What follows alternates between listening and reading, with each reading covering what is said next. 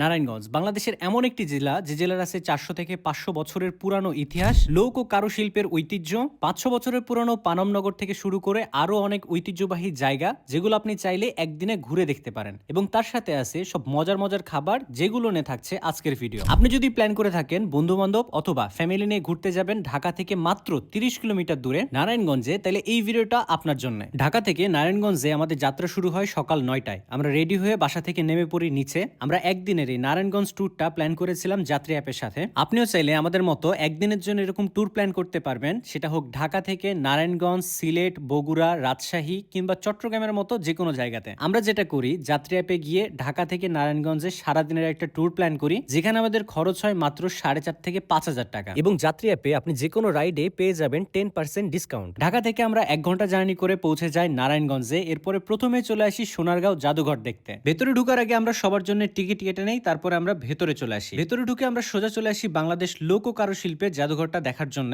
12 March 1975 সালে এই জাদুঘরটি প্রতিষ্ঠিত হয়েছিল এবং এটার প্রতিষ্ঠাতা ছিল শিল্পাচার্য জয়নুল আবেদিন। মেন গেট দিয়ে আমরা সোজা চলে আসি জাদুঘরের মধ্যে এবং প্রবেশ করতে কোনো টিকিট লাগে না আমাদের, এটা একদম ফ্রি ছিল। এবং পাশাপাশি এই পুরো জাদুঘরটি 3য় তলা বিশিষ্ট ছিল। পুরো জাদুঘরটা দেখে এতটুকু বুঝছি যে বাংলার ইতিহাস, ঐতিহ্য, সংস্কৃতি সম্পর্কে জানার মতো এখানে অনেক কিছু আছে। ঘুরে ঘুরে বিভিন্ন জিনিসপত্র দেখছিলাম, তার মধ্যে মাটি দিয়ে তৈরি টেরাকোটা শিল্প, বাসনপত্র, মৃৎশিল্প ছিল, ধাতু, লোহা, কাঁসা, পিতল দিয়ে তৈরি ব্যবহার্য ও অলংকারিত সামগ্রী ছিল, আদিবাসী জীবনচিত্র ও ঐতিহ্যবাহী গ্রামীণ দৃশ্য ছিল, এবাদেও পুরনো দিনের ঘর, কুঠুরি, নৌকা বানানো ছিল। আরো অনেক কিছু আছে যেগুলো ভিডিওতে দেখাচ্ছি। এই সমস্ত জিনিসপত্র সহ আরো অনেক কিছু আপনারা এই জাদুঘর ঘুরতে আসলে দেখতে পাবেন। জাদুঘর ঘোরা শেষ করে আমরা বের হয়ে বড় সর্দার বাড়িতে ঢুকবো, তখন জানতে পারি এখানে প্রবেশ করতে হলে দরকার টিকিট। তবে কিন্তু আমরা অলরেডি একটা টিকিট কেটে ভেতরে ঢুকছি, বাট এখানে ঢুকার জন্য আলাদা করে একটা টিকিট কাটতে হবে, যে টিকিট মূল্য পার পারসন 100 টাকা। বাট ট্রাস্ট মি, ভেতরে 100 টাকা দিয়ে টিকিট কেটে দেখার মতো তেমন কিছুই নাই, বাট কিছু ছবি তুলতে পারেন আপনারা চাইলে। ছবি এবং ভিডিও অনেক সুন্দর আসবে এখানে, এবং দেখার মতো তেমন কিছু নাই। তবে আপনার ইচ্ছা হলে আপনি এখানে ভেতরে ঢুকে ঘুরতে পারেন। বড় সর্দার বাড়ি ঘোরাফেরা শেষ করে আমরা আবারও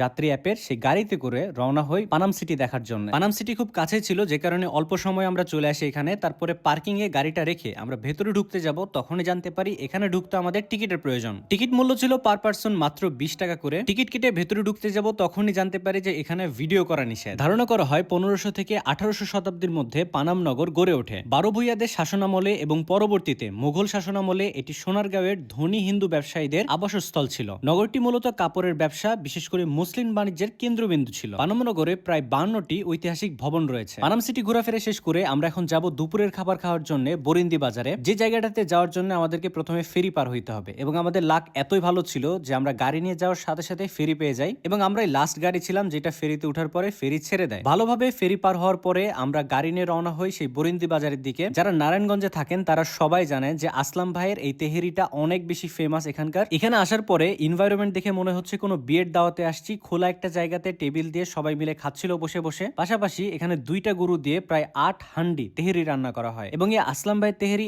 এতটাই বেশি বিখ্যাত যে দেশের এ প্রান্ত থেকে ও প্রান্ত অনেক মানুষ আসে এই তেহেরি খাওয়ার জন্য শুধুমাত্র। কেন বিখ্যাত জানেন? মাত্র 250 টাকা দিয়ে আপনি এতগুলো তেহেরি পাবেন এখানে। তার পাশাপাশি আর 50 টাকা যদি আপনি অ্যাড করেন, তাহলে তার সাথে নল্লি বা কোয়ান্টিটিতে আরো ভালো কিছু পাবেন। সো আমরা 300 টাকা এবং 250 টাকার 4টা প্যাকেজ নিয়ে টেবিলে বসে যাই। ট্রাস্ট মি, আপনি বাংলাদেশের যে কোনো জায়গায় তেহেরি খান, আসলাম ভাই তেহেরিকে কেউ বিট করতে পারবে না, এতটা মজার ছিল। আপনি যদি প্ল্যান করে থাকেন নারায়ণগঞ্জে ঘুরতে আসবেন, তাহলে আসলাম ভাই তেহেরিটা মাস্ট ট্রাই করবেন। তেহেরি খাওয়া শেষ করে আমরা সোজা চলে আসি ফরাজি কান্দায়, এবং এখানে একটা স্পেশাল হালিম পাওয়া যায়। অনেকেই বলছিল যে এই হালিমটা নাকি মাস্ট ট্রাই একটা আইটেম, এবং সেখানে বেশ কয়েকটা দোকান ছিল, বাট আমরা এই দোকানটাই খাইছিলাম। এবং দোকানের সামনে দাঁড়ানোর পরে একদম গরম গরম হালিম আমাদের সামনে চলে আসে। তারা এই হান্ডিটা প্রথমে নামায়, তারপরে ফুল সেট আপ করে সবকিছু। এরপরে আমাদেরকে একটা 200 টাকার হালিম বের করে দেয়, যেটার মধ্যে অনেক বড় একটা নল্লি ছিল, পাশাপাশি হালিম ছিল। এবং আমাদের কাছে মনে হয়েছে 200 টাকা হিসেবে এই হালিমটা একদম অর্থিত, কারণ টেস্ট ছিল বেশ মজার। ভরপেট থাকার পরেও একদম মজা করে আমরা সবাই মিলে খাইছি। খাওয়া দাওয়া শেষ করে বিল পরিশোধ করে আমরা আবারও উঠে পড়ি গাড়িতে। এখন পর্যন্ত আমরা যাত্রী অ্যাপে বুকিং করা সেই গাড়িতে করে ঘুরতেছি। আপনারা ভিডিও শুরু থেকে দেখছেন আমরা অনেক জায়গায় দাঁড়াচ্ছি, অনেক অ্যাক্টিভিটিস করতেছি। যেহেতু তাদের হিডেন কোনো চার্জ নাই, যে কারণে এক্সট্রা কোনো টাকা অ্যাড হবে না। যে ভাড়াটা আমরা ফিক্সড করে আসছি ঢাকা থেকে, সে ভাড়াটাই থাকবে। এবং আরো একটা সুবিধা হচ্ছে, আপনি চাইলে গাড়ির মডেল, সিট কোয়ালিটি, ড্রাইভারের রেটিং সবকিছু দেখে নিজের মতো করে সেরা গাড়িটা সিলেক্ট করে নিতে পারবেন। এখনো পর্যন্ত আমাদের আরো 2টা ফুড ট্রাই করা বাকি আছে,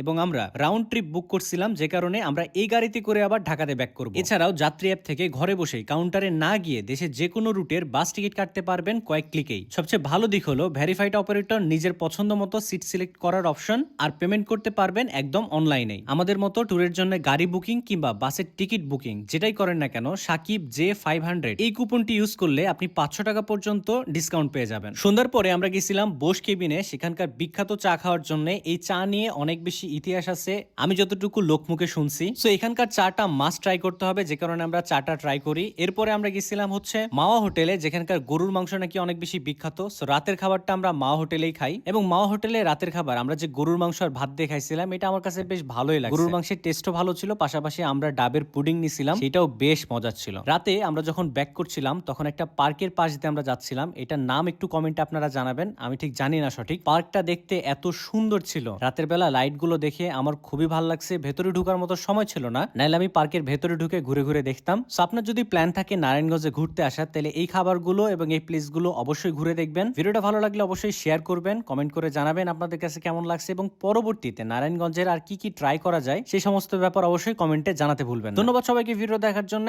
দেখা হচ্ছে পরবর্তী ভিডিওতে।